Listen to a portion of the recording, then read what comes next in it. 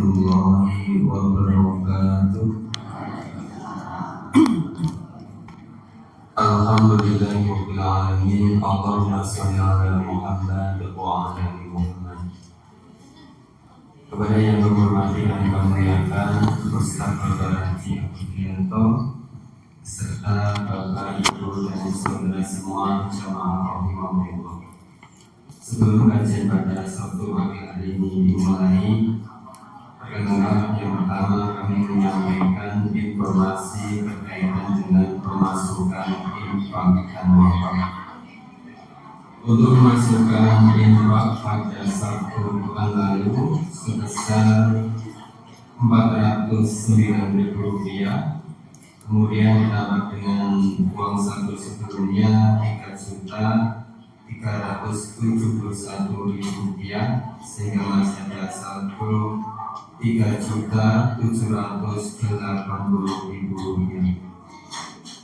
Kemudian untuk pemasukan wakaf ada sebesar Rp557.000, sehingga ada saldo Rp5.734.500. Untuk saldo wakaf ini insya Allah akan kami salurkan untuk penggantian pembiayaan pembangunan gedung lantai 3 yang saat ini masih kekurangan sekitar Rp300 juta.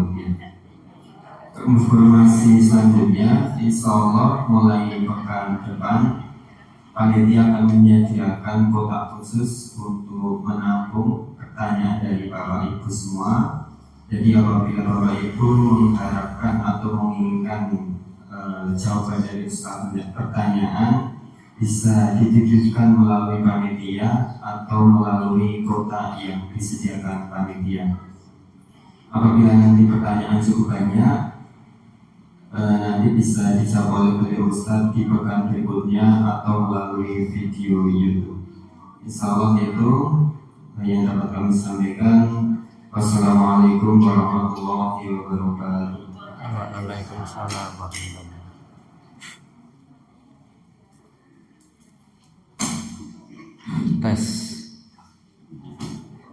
Tes 1 2.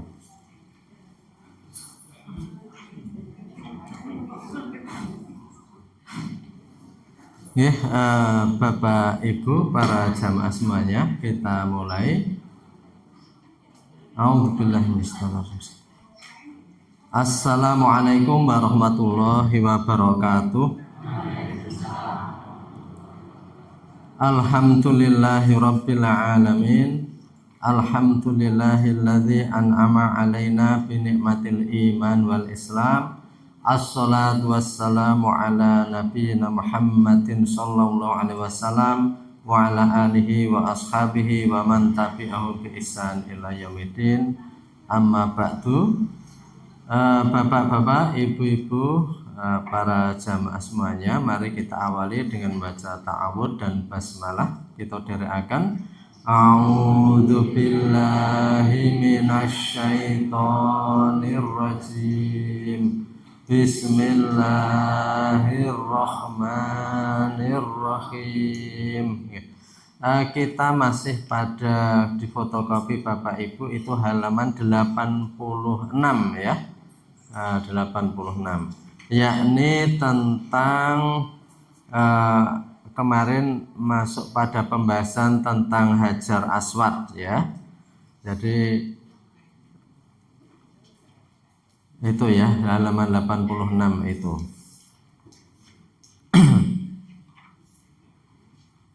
Masih fadilatul baiti wa makkata ya, keutamaan Baitullah, Ka'bah, Masjidil Haram, wa Makkah dan kota Mekah. Kemarin kita baca terkait dengan keutamaannya itu, dan selanjutnya wa fil khabar, dan disebutkan dalam salah satu riwayat atau berita, innal hajara yaqutatun min yawaqitil jannah, sesungguhnya Hajar Aswad itu merupakan salah satu ya batu permata yakut min yawaqitil jannah, dari batu yang ada di surga. Kemarin sudah kita jelaskan.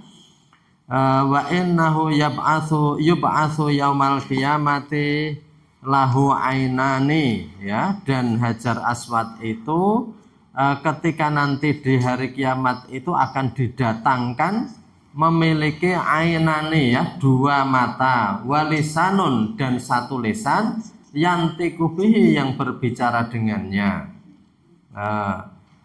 Yashhadu liman istalamahu bihaqqin wasidqin, yang dia itu akan menjadi saksi bagi siapa saja yang istalamahu, mengunjungi Hajar Aswad itu, mencium Hajar Aswad itu, mendekati Hajar Aswad itu, bihaqqin wasidqin, dengan benar-benar dan dengan kejujuran. Itu kalau di footnote-nya itu memang dikatakan oleh qala al-Hafidz al-Iraqi, rawat Tirmidzi, diriwayatkan Imam Tirmidzi, wa shahahahu, dan disahihkan oleh Imam Tirmidzi, gitu ya. Jadi itu ada dalam hadis yang kemarin sudah kita sampaikan bahwa Hajar Aswad itu salah satu misteri, wallahu alam gimana caranya, tapi Hajar Aswad itu akan menjadi saksi. Jadi kalau di sini seperti merekam kedatangan orang-orang itu dan kemudian akan memberi kesaksian, ya. Yashhadu liman istalamahu bihaqqin wasidqin, bagi orang yang datang dengan benar-benar. Jadi wallahu alam ilmunya seperti apa, tapi kemarin kita sampaikan bahwa banyak hal-hal yang di dalam Al-Qur'an maupun hadis itu kalau kita lihat pada masanya seperti sulit dinalar. Tetapi ketika ilmu manusia berkembang itu akan sangat masuk akal, ya, pada masanya. Seperti saya pernah mencontohkan, ya. Ini kalau kemarin kan saya contohkan dengan bagaimana Isra Mi'raj yang kecepatannya luar biasa, yang dikatakan itu kalau dalam riwayat mengendarai buruk, ya. Tapi sekarang kemarin kita sampaikan bahwa orang bisa menemukan rudal hypersonik yang hanya sekitar 7-10 menit dari Arab sampai mana, Palestina. Nah, di dalam Al-Quran itu juga ada gini, ya, orang-orang kafir itu mereka itu hidupnya itu dadanya itu dhoyikon, hidupnya itu dadanya itu penuh sesak sumpek, hidup di dunia itu sumpek, dhoyikon, ka'annahu yas'adu fis sama, seakan-akan dia itu orang yang naik ke langit. Jadi kata-kata seakan-akan, kenapa dadanya sempit, sesek hidupnya, gitu ya. Ka'annahu yas'adu, seperti orang yang sedang menuju ke langit. Padahal ketika itu belum ada para astronot dan penerbang. Bahwa ternyata makin ke atas itu oksigen makin habis, makin megap-megap orang ke atas itu, dan nanti akan ke atas sendiri nggak bisa bernapas. Makanya astronot semuanya membawa tabung dari sini. Itu karena memang begitu. Tapi ketika itu kan belum ada, pesawat saja belum ada. Orang manjat pohon nggak bisa sampai merasakan megap-megap di atas. Jadi karena apa? Belum cukup tingginya. Tapi Al-Quran sudah mengatakan orang-orang kafir itu dadanya itu sesak, hidup itu sumpek, urip itu sarwa ruwet yang dihadapi. Seperti orang yang sedang naik ke langit, makin kehabisan oksigen, gitu ya. Jadi seperti, ya, kalau kita lihat itu prosesi orang-orang yang anfal atau kesulitan nafas itu sedemikian susah, gitu ya. Nah, itu orang kafir itu diibaratkan hidup itu dadanya itu sesek, seakan-akan dia naik ke langit. Nah, zaman dulu nggak punya bayangan, kan, sesak seakan-akan naik ke langit. Nah, sekarang setelah ditemukan pesawat, ditemukan orang-orang keluar angkasa, baru tahu ternyata makin ke atas tuh oksigen makin habis, jadi makin megap-megap ke atas itu. Nah, itu baru dipahami kan kemudian. Seperti hadis Nabi, sumutasihu, berpuasalah kamu niscaya kamu sehat. Penemuan tentang puasa yang menyehatkan, gitu ya, itu kan datang ratusan tahun setelah itu. Karena di zaman Nabi orang tidak bisa meneliti bahwa kalau orang puasa itu nanti akan terjadi tensi yang normal, kolesterol yang normal, kemudian ada istirahat pencernaan, berbagai macam itu hal-hal yang ketika itu tidak seperti sedetail orang sekarang, gitu ya. Jadi banyak ayat dan hadis yang itu ketika nanti manusia mengetahui itu mengucapkan shadaqallahul adzim, maha benar Allah dengan segala firman-Nya. Besok lagi orang saya pintar, dia akan mengatakan shadaqallahul azim lagi. Ayat yang dulu ditafsirkan demikian, maka sekarang setelah orang punya alat dan ilmu lebih, itu bisa tahu lebih jauh lagi gitu ya. Itu jadi banyak ayat-ayat yang ketika itu dipahami apa adanya, tetapi kemudian orang itu bisa mencerna lebih lagi ketika ilmunya itu sudah cukup gitu ya. Nah, ini Hajar Aswad dikatakan begitu ya. Tapi kemarin sudah saya beri gambaran bagaimana sebenarnya sesuatu itu memang bisa merekod atau merekam gitu ya. Wakana sallallahu alaihi wasallam, bahwa Nabi Muhammad sallallahu alaihi wasallam yuqabbilu katsiran, yuqabbilu menciumi Hajar Aswad itu katsiran, banyak kali. Wa qabbalahu, jadi yuqabbilu itu ngerangkul, mendekati gitu ya. Wa qabbalahu, dan menciumnya juga. Maaf, jadi qabbala ya, menciumi ya, menciumi berkali-kali. Nabi Muhammad menciumi Hajar Aswad. Wa qabbalahu Umar radhiyallahu anhu, dan ikut mencium juga Umar radhiyallahu anhu. Karena kan itu tawafnya di belakangnya ya. Umar itu melihat Rasulullah itu mencium Hajar Aswad, Umar mengikuti. Wa qala, tapi Umar itu sambil menggerutu, gerenengan gitu ya. Umar itu gerenengan kok gemremeng ya. Ini aklamu annaka hajarun, sakjane ya saya itu aku ngerti tenan nek kowe kuwi mung watu. Annaka hajarun, kamu kan hanya batu. Jadi sambil mencium Hajar Aswad itu Umar itu, saya tahu kamu itu kan hanya batu. La tadzuru wa la tanfa'u, kamu tidak bisa memberi madharat dan manfaat. Enggak ada gunanya, kamu itu batu aja. Nah, walaula anni ra'aitu Rasulullah sallallahu alaihi wasallam yuqabbiluka ma qabaltuka. Kalau bukan karena saya itu melihat dengan sungguh-sungguh Nabi mencium kamu, maka qabaltuka. Ya aku kira sudi ngambung kowe-kowe. Jadi Umar itu mencium Hajar Aswad, tapi Umar itu pikirannya itu belum bisa menerima. Napa watu yang ini kok diambungi? Napa? Kamu itu hanya batu. Kalau bukan karena saya melihat Nabi itu nyium kamu, saya nggak akan mau nyium kamu. Kamu itu hanya batu. Summa baka, kemudian Umar itu baka, menangis ya, berbesmili nangis ya. Jadi terus juga walaupun kamu itu hanya batu, kalau bukan karena Nabi nyium kamu, saya nggak akan nyium kamu gitu ya.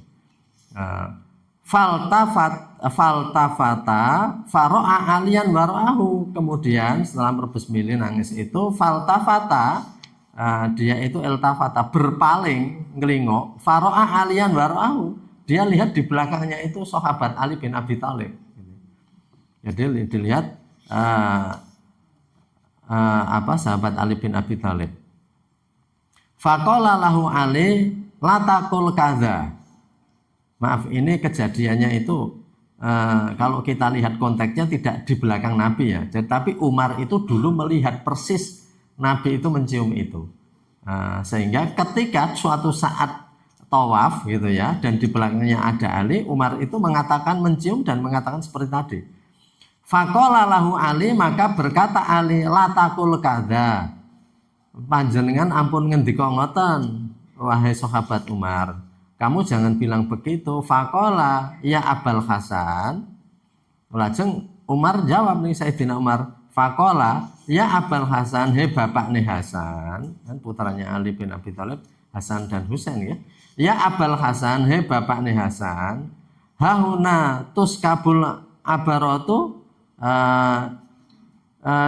disinilah ya Abul Hasan, disinilah ditumpahkan banyak air mata. Jadi ketika mencium Hajar Aswad itu ya orang banyak menangis, banyak ternyuh gitu ya.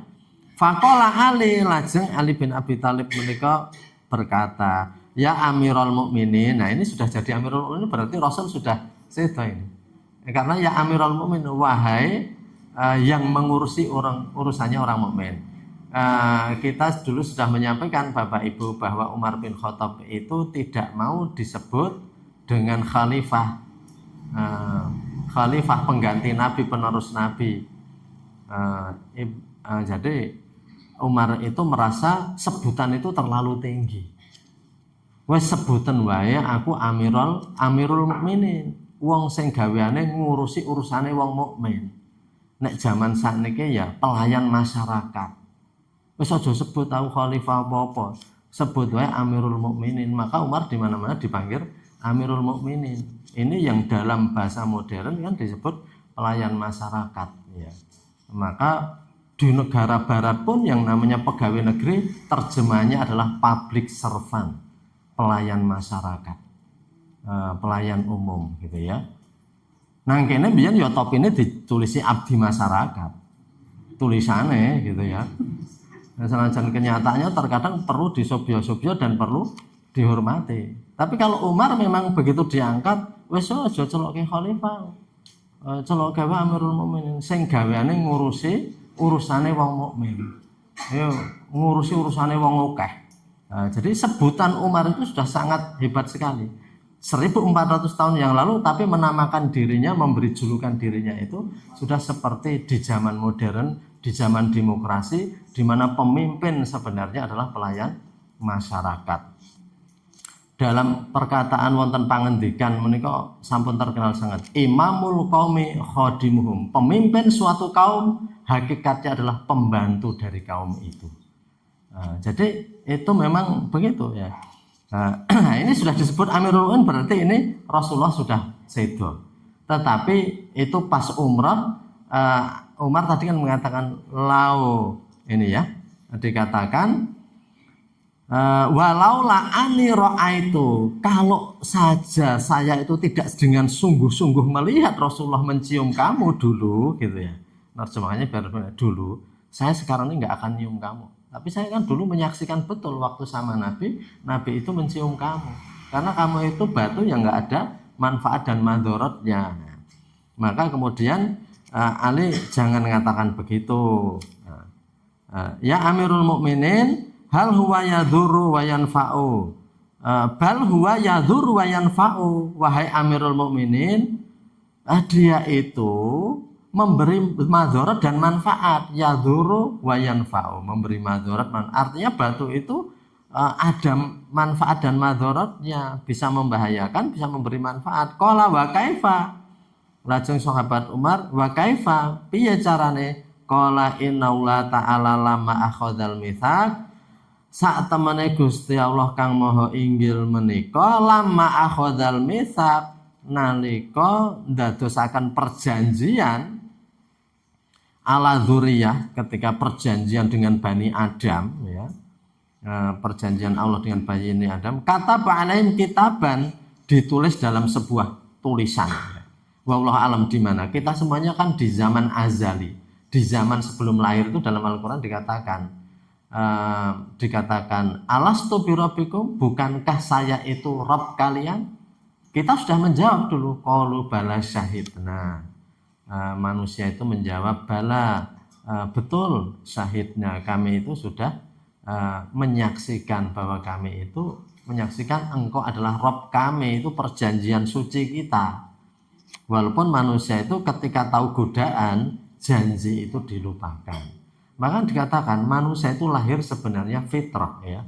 Fitrah itu dalam keadaan suci gitu ya. Nah, maka kembali ke tadi, wa kaifa, jadi gimana caranya Hajar Aswad itu batu kok bisa memberi manfaat dan madharat?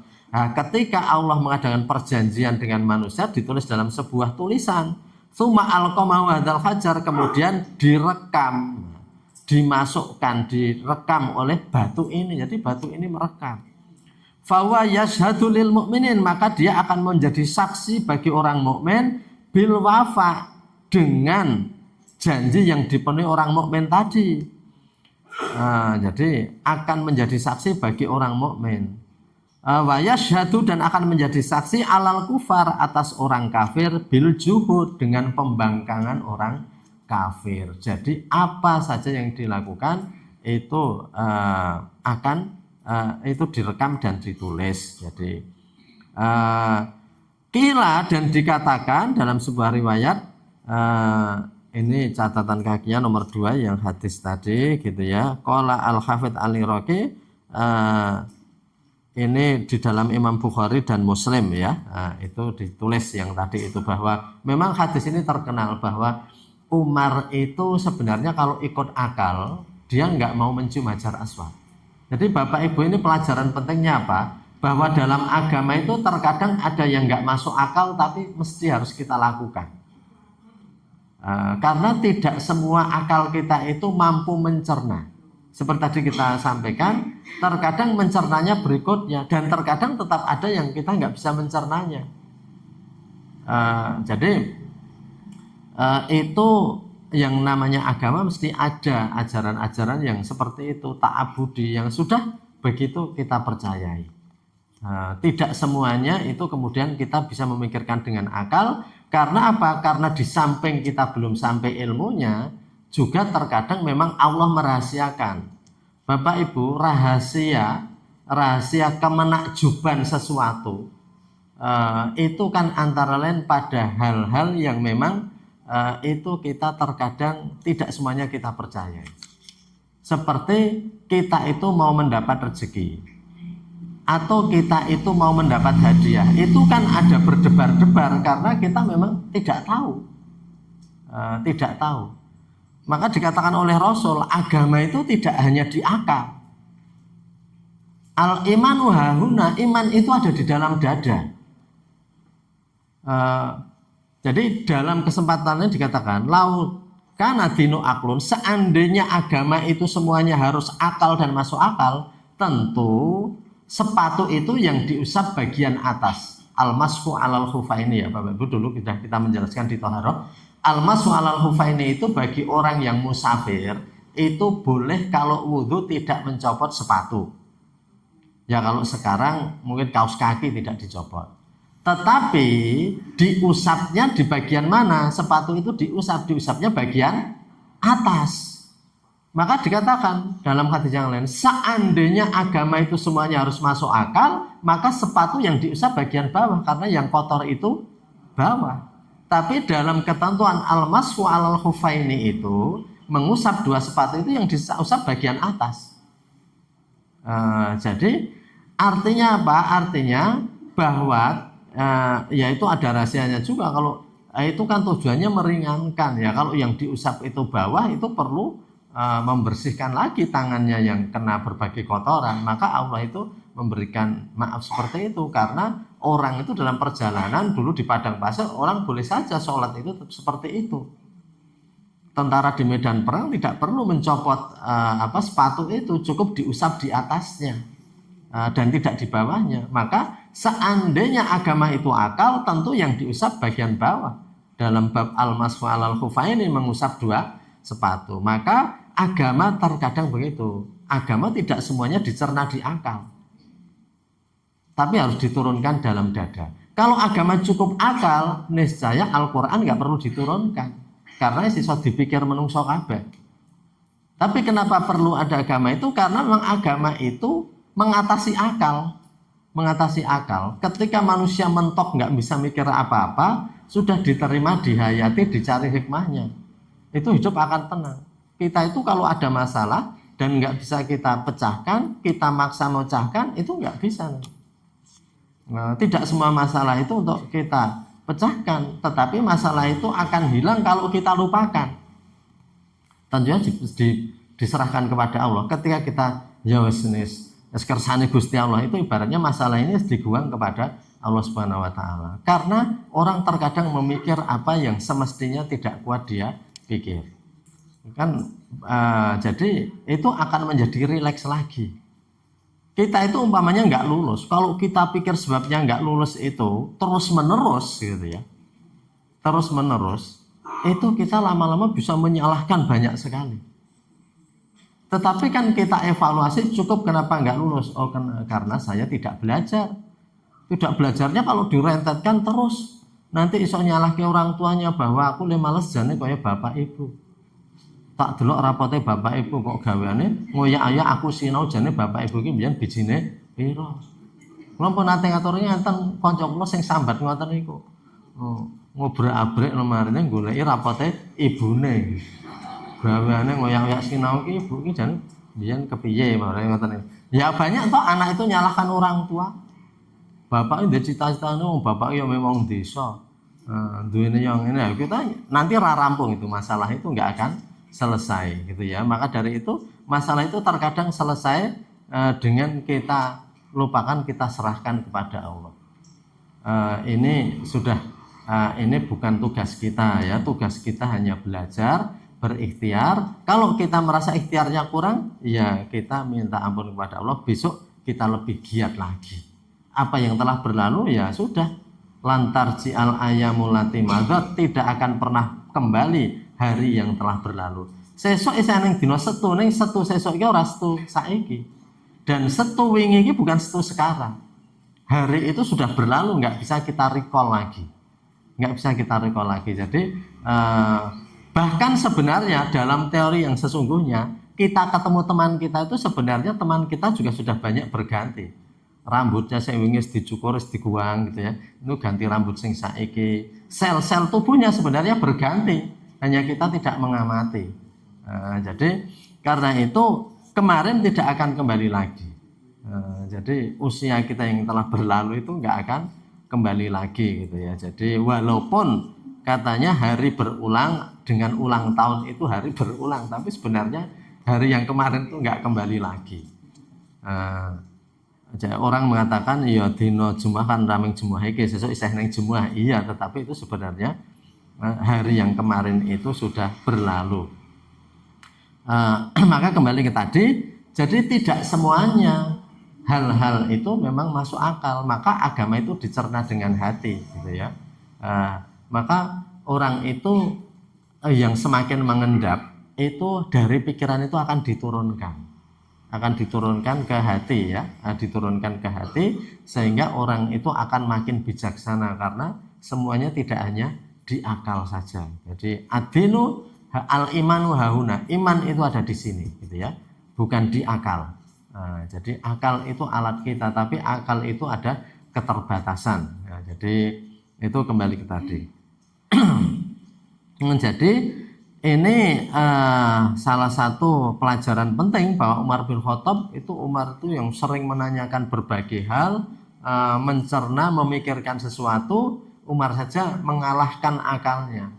Sudah, kalau bukan karena saya lihat Nabi itu mencium kamu, saya nggak akan nyium. Tapi saya lihat persis Nabi mencium kamu, ya kamu saya cium juga. Jadi artinya dalam agama itu kita ada begitu.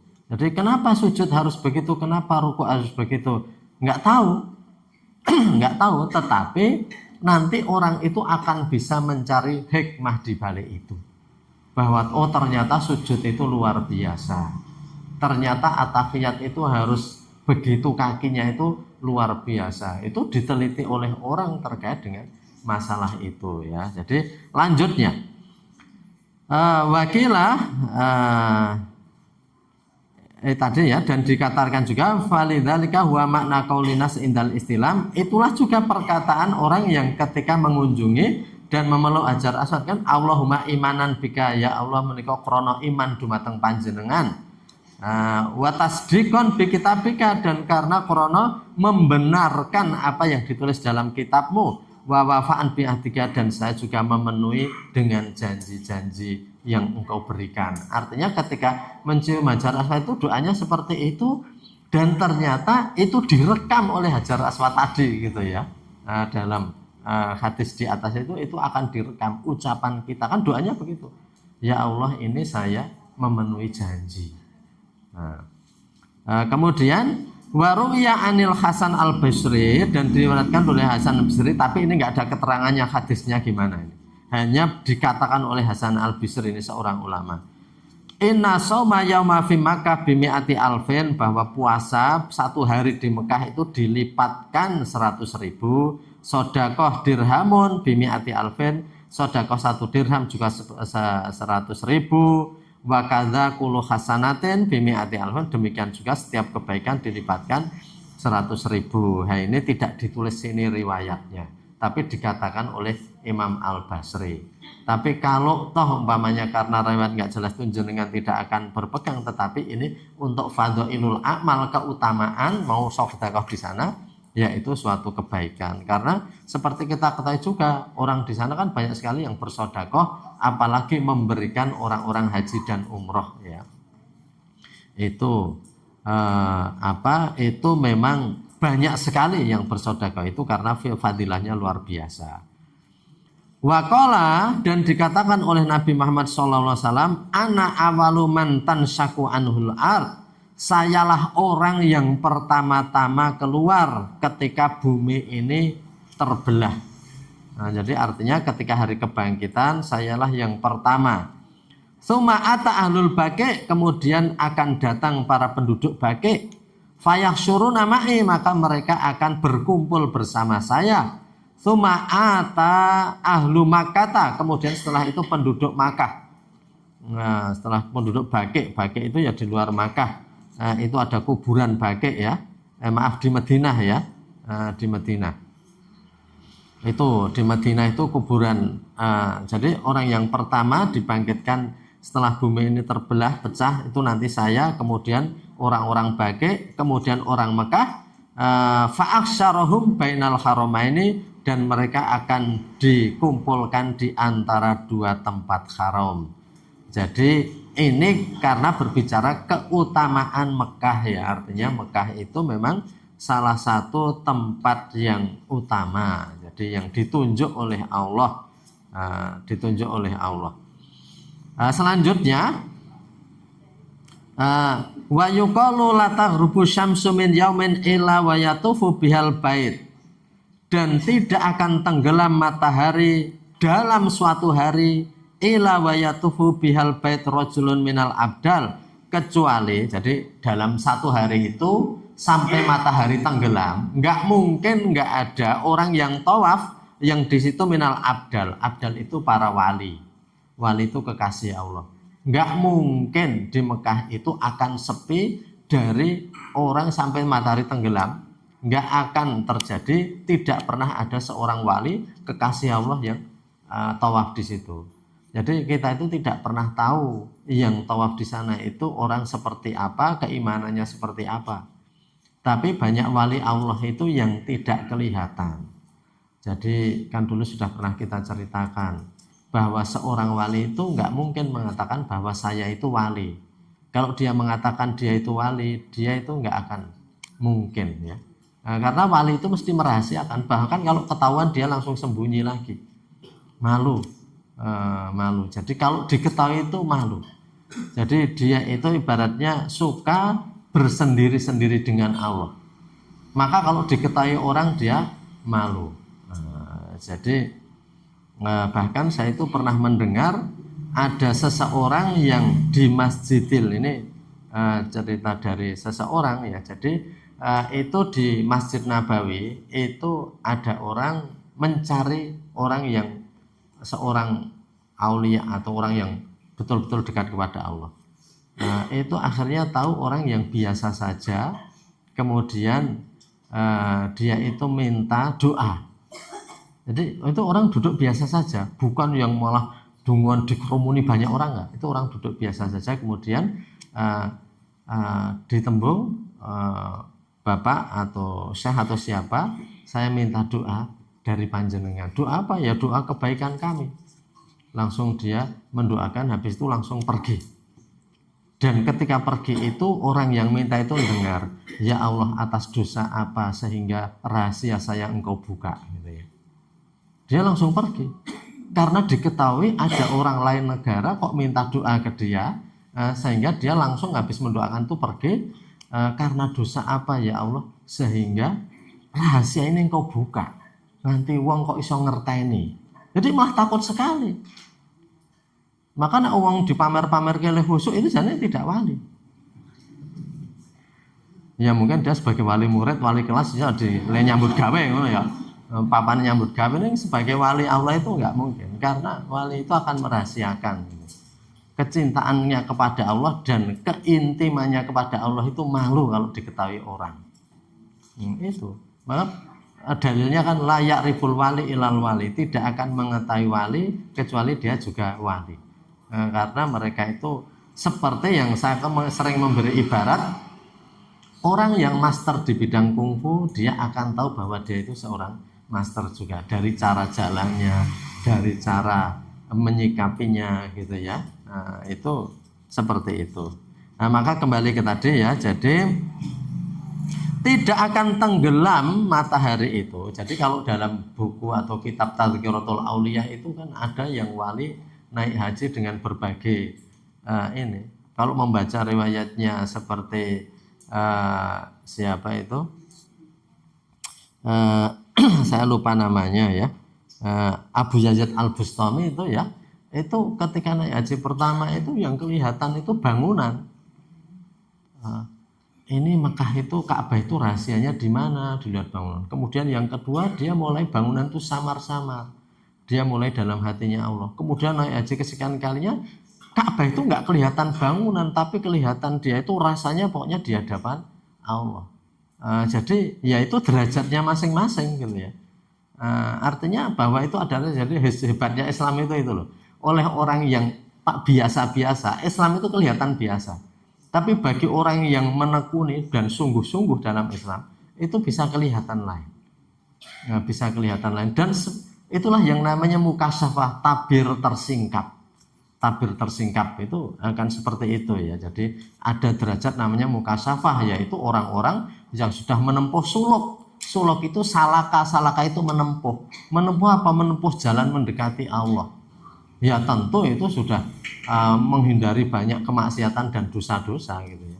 Nah itu nanti lama-lama akan terus semakin dekat begitu itu ya. Kita masih banyak ya kesalahan-kesalahan itu. Jadi ya itulah derajat-derajat itu berbeda-beda begitu ya. Jadi tidak akan tenggelam matahari dalam suatu hari kecuali telah bertawaf di Baitullah itu rajulun minal abdal, seorang laki-laki dari seorang wali. Walayatul fajru min lailatin, dan tidak akan pernah muncul fajar dari suatu malam ila tafa bi wahidun minal autat, kecuali ada malam itu yang tawaf minal autat dari para penyambung. Jadi orang yang menyambung-nyambung jangan sampai putus, orang tawaf itu akan ada.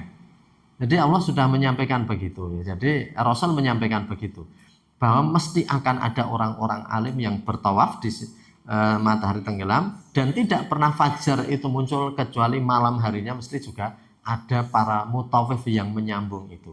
Maka alhamdulillah ini Ka'bah itu kalau para orang-orang yang berkunjung haji atau umroh mau cari sepinya Ka'bah nggak bisa gitu ya. Wis bengi tetap oke gitu ya. Eneng terus karena Allah mentakdirkan itu memang begitu ya. Memang begitu, nggak akan pernah sepi ya. Ya kemarin sempat di lockdown memang sepi sekali ya. Waktu Covid itu ya. Itu keajaiban dunia, dalam ratusan ribuan tahun ya Mekah itu nggak pernah sesepi itu. Tapi wallahu a'lam bahwa para malaikat yang tadi dikatakan dalam hadis kemarin itu Allah mengutus para malaikat untuk bertawaf gitu. Nah, jadi wa idza inqata dzalika kana sababu raf'ihi minal ard, dan apabila terputus dari tawaf itu maka itu menjadi sebab diangkatnya Ka'bah itu dari bumi. Kalau sampai nggak ada yang tawaf, fayusbihu nasu wa qad rufi'atil Ka'bah, maka ketika manusia bangun asbaha sobah bak pagi hari, lo Ka'bah sudah nggak ada karena bengi do turu kabeh ra eneng sing tawaf ya, ibaratnya orang ra eneng sing rondo jiko gitu ya. Nah, jadi Ka'bah itu diangkat oleh Allah. Jadi maka manusia itu senantiasa ada, dan alhamdulillah hari ini dengan umroh dari seluruh dunia pun tetap terjaga Mekah itu seperti itu. La yurab laha atharun, dan tidak nampak lagi asar bekasnya, hilang. Wa hadza idza ata alai sab'u sinina lam yahujja ahadun, dan ini akan terjadi apabila selama sab'u sinin 7 tahun ya. 7 tahun tidak ada yang berhaji seorang pun ya. Itu keterlaluan kalau sampai begitu. Umat Islam itu di mana kok sampai 7 tahun sini lam yahujjah ahadun, tidak ada satu orang pun berhaji. Maka alhamdulillah dengan banyaknya orang haji ini ya Allah mentakdirkan masih begitu. Sebagaimana salah satu ciri kiamat apabila azan sudah tidak ada lagi. Nah, ini alhamdulillah kita masih banyak orang yang menyeru untuk kebaikan. Ibaratnya gini, kalau kita itu menghendaki kiamat nggak segera terjadi, ya jangan sampai tanda kiamat itu muncul. Wah, ini orang yang sing adzan, maka kita harus adzan. Sudah orang sepi dari ibadah, kita ramaikan ibadah gitu ya. Nah, sebagaimana bencana, azab Allah itu nggak akan ditimpakan kalau di situ masih ada orang-orang baik. Wa ma kunna mu'adzibina wa anta fihim, kan dalam ayat pernah saya sebutkan. Dan kami nggak akan mengazab selama kamu itu ada di situ, hai Muhammad. Wa makana mu'adzibahum wa hum yastaghfirun. Dan Allah tidak akan mengazab suatu kaum ketika kaum itu beristighfar terus. Jadi kalau kita ingin selamat dari berbagai bencana memang begitu. Malah dalam kitab tasawuf itu dikatakan, dan tidak ada satu batang pohon sampai dia itu dipapras atau dia itu ditebang tanpa ada gunanya kecuali karena pohon itu lupa beristighfar. Ini sampai begitu. Ini angel dipahami, tapi ini kan kata-kata sufi. Nopo ceritane cah cilik ra eneng urusane iki teko nendangi wit, teko maprasi wit. Sial sekali nasib pohon itu. Karena dia dipapras nggak ada gunanya. Kata para ahli ibadah, itu tentu karena pohon tadi tidak beristighfar. Sehingga mengalami nasib naas di mana dia dipapras tanpa eneng gunane. Jadi itu seperti itu. Kan terkadang bocah ke rasa ngojo mamane langsung metik kembang. Raine guna metik guang gitu ya. Jadi sia-sia sekali nasib bunga itu. Padahal bagi pecinta bunga kalau ketemu dia itu akan dipetik dan dikasih gelas ada airnya sehingga bertahan lama menyenangkan para tamu-tamunya. Itu kan bunga itu sangat mulia nasibnya. Rabitur bocah atau uang ya. Urip itu tanpa eneng gunane. Itu kan tentu hidup yang sangat tidak baik.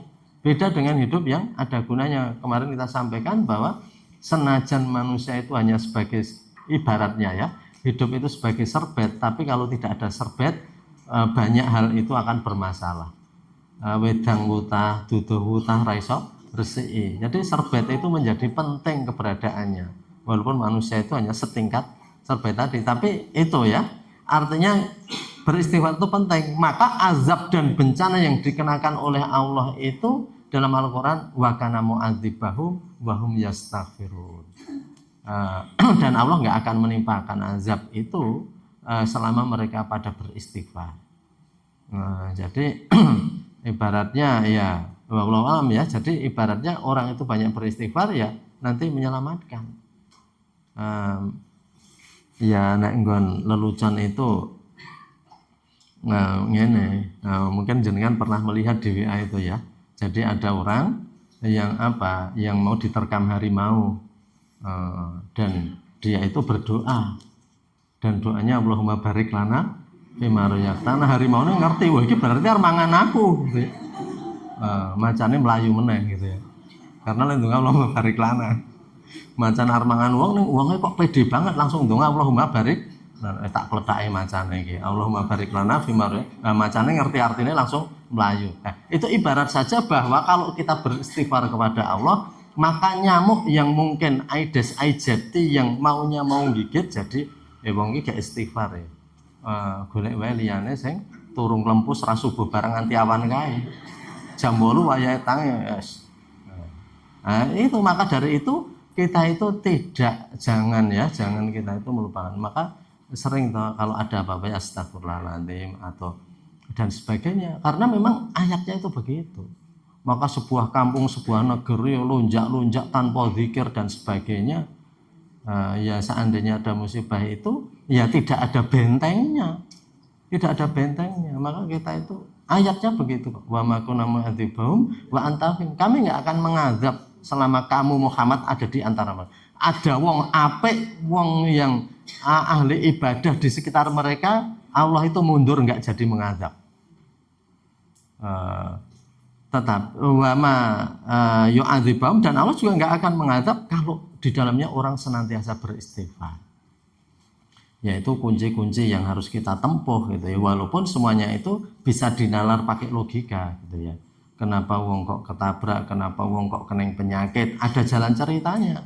Tapi benteng-benteng ruhania itu penting. Jadi kenapa hewan yang tadinya mau menggigit itu jadi nggak menggigit misalnya? Itu kan Allah yang memberikan ilham kepada binatang itu untuk mutar atau menggok gitu ya. Jadi itu seperti ya. Ini ada orang kalau memang jalannya arci loko itu ngidak remnya kelaru gas. Tapi kan ada yang kemudian tetap nginjaknya itu rem. Itu Allah itu memberikan ya ilham yang lebih baik kepada kita semuanya. Kembali ke tadi. Jadi kalau sampai ada 7 tahun nggak ada yang berhaji, sumayar faul Quran minal masohif, kemudian Quran akan diangkat dari mushaf-mushaf. Fayus bihunasu faidal waroko abiyadun taluhu laisa fi harfun, maka kemudian manusia itu lihat tiba-tiba buka Quran, hilang semua hurufnya, menjadi warokoh abiyad, menjadi kertas putih semuanya. Itu tulisannya nanti hilang. Sumayun sikhul Qur'ana minal qulub, kemudian setelah itu Quran juga dihapus dari hati. Ini udah ngapal ke tujuannya hanya untuk dikatakan sebagai penghafal. Jadi mau dihapus karena ibadahnya sudah jauh dari apa yang dia ketahui. Dia paham Quran, dia tahu Quran, hafal Quran, tapi nggak menjalankan. Fala yadhkuru minhu kalimatun, maka tidak ada yang diucapkan dari Quran itu satu kalimat pun. Tsumma yarji'un nas ilal is'a ilal asy'ari wal aghani wal akhbaril jahiliyah, kemudian manusia kembali lagi kepada syair-syair, aghani lagu-lagu, akhbar berita-berita jahiliyah.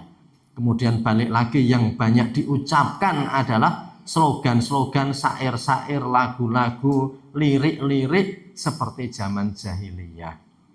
Ya banyak lagu-lagu yang isinya itu sangat jauh dari kebaikan. Sangat jauh dari kebaikan ya. Cah cilik melu nyanyi karena dia nggak tahu artinya gitu ya.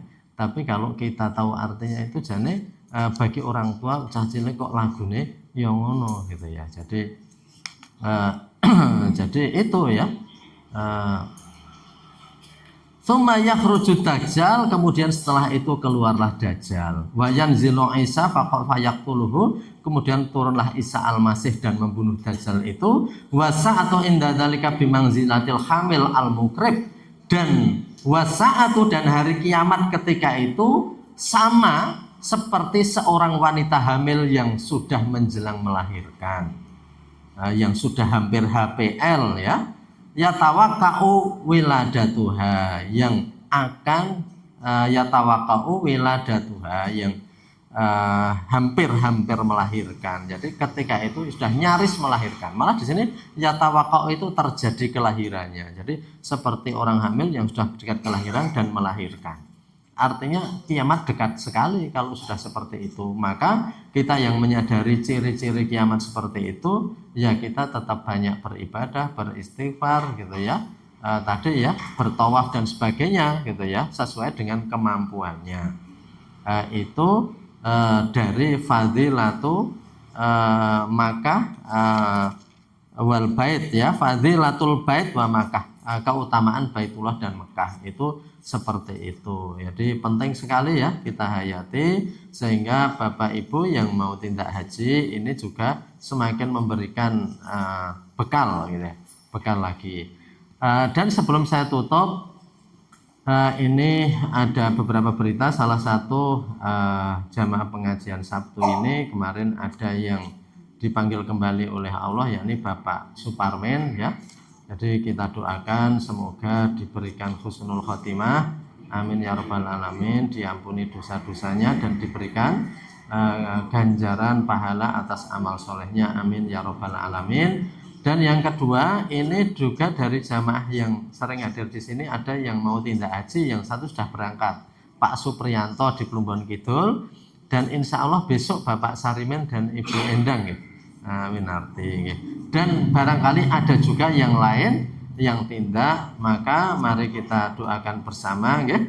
A'udzubillahi minasyaitonirrajim. Allahumma ja'al hajjahum hajjam mabruran wa sa'yam maskuran wa dzamban maghfuran wa tijaratan lan tabura wa amalan sholihan maqbula zawadahumullah bitaqwa wa ghafara dzambahum wa yassara lahumul umura haitsu ma kunta amin ya rabbal alamin. Semoga diberikan kemudahan ya Saro, ya Allah memberikan kemudahan dalam semua urusannya, dan kemudian senantiasa diberikan keringanan dan kemakburan dalam ibadah hajinya. Makatan ingkang saged kita aturaken wonten kirangipun nyuwun pangapunten, kita besok masuk pada fadilatul muqami bi Makkah wa qariyatu, keutamaan tinggal di kota Mekah dan makruh-makruhnya dan ketidaksukaannya, ya. Makatan saya akhiri, mari kita akhiri dengan doa penutup majelis. Subhanaka Allahumma bihamdika asyhadu an la ilaha illa anta astaghfiruka wa atubu ilaik. Alhamdulillahirabbil alamin. Assalamualaikum warahmatullahi wabarakatuh.